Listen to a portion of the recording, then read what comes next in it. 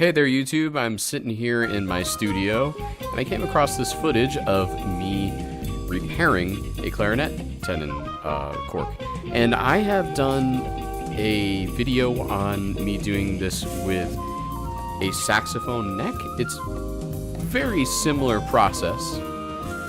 So I figured I'd throw it up on the intranets for you do-it-yourselfers. This particular thing is interesting because there's this little piece there, you can see it, that's jutting out, and that was basically just a quick fix. And I'm glad I filmed this because this entire thing was just absolutely ridiculous to try and get off. And this is a repair that came from outside of the business that I repair instruments in. So some engineer that had nothing to do with us wound up basically adding that extra little material so that way the clarinet joint would fit into the other clarinet joint, which is not what you're supposed to do. And apparently somebody wound up using like some kind of a super glue or something, because throughout this video I will be working on just cleaning this entire thing up. It's totally ridiculous. Now, usually when they're old, they dry out, the corks dry out, and usually you can just get it out with a swipe of a flathead screwdriver. But unfortunately, I have to bring out the big uns, and here I am, gonna slice and dice, right? You know. So it's not ideal, and that's why it's not a go-to for me. You can see it leaves pieces of cork there, but you know, c'est la vie. I'm trying to get as much material off as possible, and this. For what this is, for the, you know, few minutes of a job that it should be, this was just seemed to linger, this particular task. Also, the same day, I had to custom a case, so, yeah, it didn't help me because I had more complicated things to do than this. So here I'm showing you that there's basically remnants of stuff left over, and the hardest thing is to get behind those stupid keys. I really want those shelves, if you will, where the tenon meets the other joint, to be as clean as possible. I'm not interested in having matter there. It's okay to have a slight amount of gunk still on there, but right now we're looking at really just glue gunk, and that's just crazy. So I gotta clean that out somehow. Next, we're looking at the cork. I do this all the time because corks crack on me. It's just better if you put it in water. And then I kind of just thin it out a little bit because this particular cork I knew was going to be too thick anyway. So if you just use a hammer while it's wet, it will A, thin it out, and B, it just makes it more malleable because remember, we have to turn the square into a semicircle.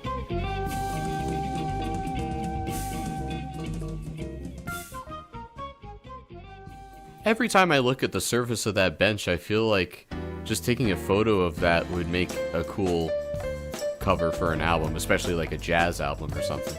There's just so many chemicals that have touched it, it's totally crazy. Incidentally, this camera angle is on a belt sander. Yeah. So you can see just all that glue on that tenon. And here, nice, look at that. So that thing just cracked as I was trying to roll it. So worst case scenario, you can always fill in cracks with more cork. The way it works is you just gather some cork dust. But I never even got to that stage because this thing don't fit naturally. That's a human error. I should have checked that obviously in the first place. So now I found basically a pre-cut one that the shop had bought, and they're kind of nice because they're about the right size. But this one is just kind of off a bit, and this one too has a crack in it. I got lucky on this one. I didn't have to fill in the crack. Usually you just fill it in with cork dust and super glue. But here I think the glue that I used to adhere it to the tenon just fixed that problem in and of itself. So very thankful for that. Now I'm working on getting that damn glue off, son. And I have ways because I've had to do this with other things, unfortunately. I've been in repair long enough to have to deal with this. So first I just take a very gentle, I don't know what to call it. I buy these at the dollar store. It's like a really gentle Brillo pad. And I'm just trying to get stuff off. I'm just using a little bit of water there, essentially, but nothing crazy.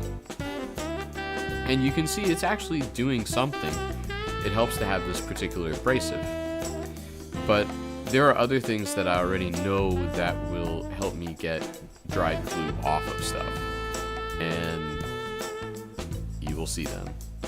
So here, my nails are my most favorite abrasive because it's gentle. I have basically thin nails that unfortunately bend easily, so it's not like I'm going to scratch anything with my nails. But you can see it's actually helping at least free some of that stuff. And also on the tenons, in this particular instance, it's textured, so that stuff just stays in nooks and crannies. It's absolutely crazy.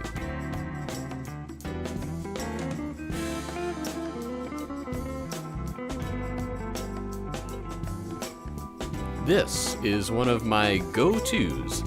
It's some trumpet oil. This particular oil just happens to be made for both trumpet and trombone, so it's both slide and valve.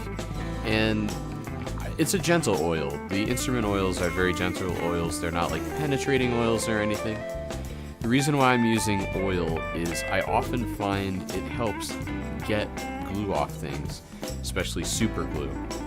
If I have super glue on my hands, I generally use oil and soap and water.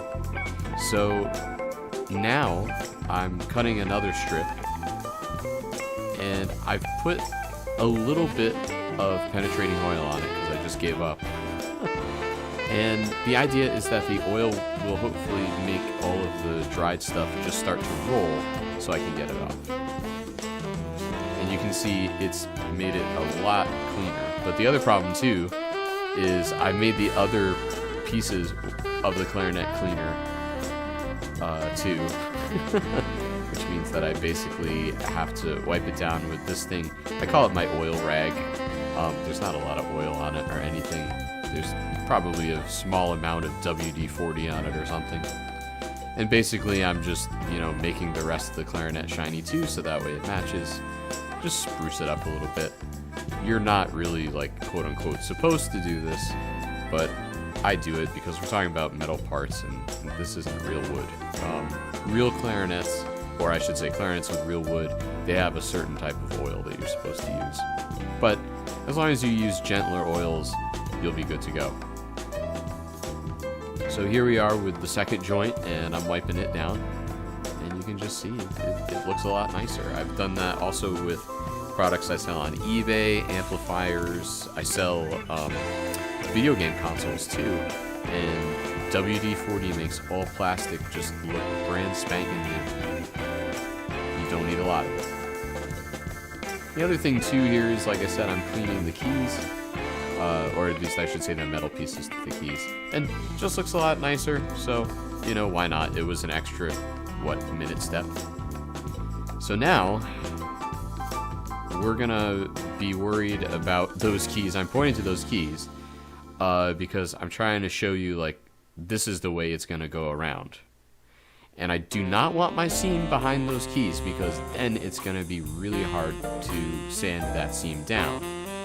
So the name of the game here is basically test and test and test and test.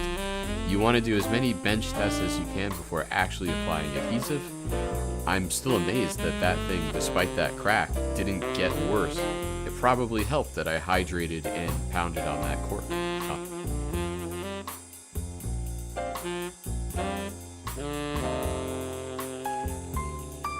So this adhesive is nothing special. It's basically just a rubber cement. You can get it at the hardware store. The stuff you can buy that's made for horns is essentially a little faster drying and just doesn't adhere as much. Here I've put on too much, so I'm just using the razor blade to take a bit off, and then I'm just gonna thin it out with my dollar store brush there. Incidentally, I also stir the stuff with a dollar store brush. And you should really try, whenever you're working on anything, keep your damn costs down. There's no point to buying fancy schmancy tools if you don't need them, I'm sure somewhere some type of a fancy schmancy brush exists. But this is really all you need. These, I mean, maybe I got 15 of these in a pack at the dollar store. Okay, now it's $1.25. Much of the stuff I buy for this job is from the dollar store, believe it or not. Obviously not the cork or the instrument parts, but yeah, cleaning stuff.